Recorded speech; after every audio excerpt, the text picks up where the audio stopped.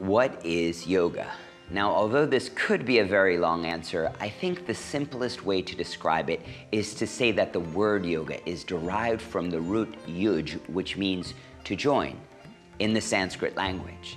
It's a system of practices devised to bring you in union with yourself and then further oneness with everything.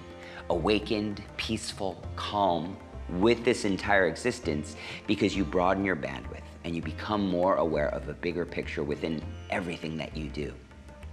The small stuff that we used to worry about becomes right-sized, and you start to focus on what really matters in life.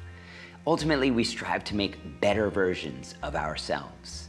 Now, there are many different techniques used in yoga. The Western world is mostly familiar with the asana, the postures or the poses, the workout part of the practice. But it can also be meditation, breathing techniques, there's mantra or chanting, there's physical disciplines, there's even practices of diet and, of course, self-conduct. The truth is, yoga, as with anything else, you get to try out things and see what works for you.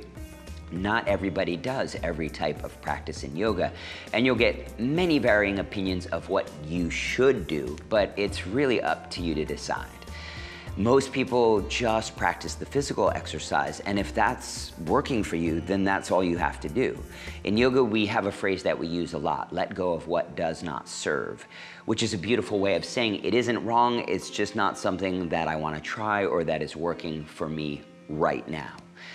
You get to choose the tools that work for you, and if you're happy with that, you stick with that. And perhaps in the future, maybe you might try some other practices.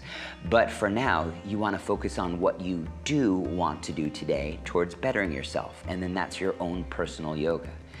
So I hope this gives you insight towards what yoga is, and coming up, I'm going to teach you a little bit about the practice. Namaste.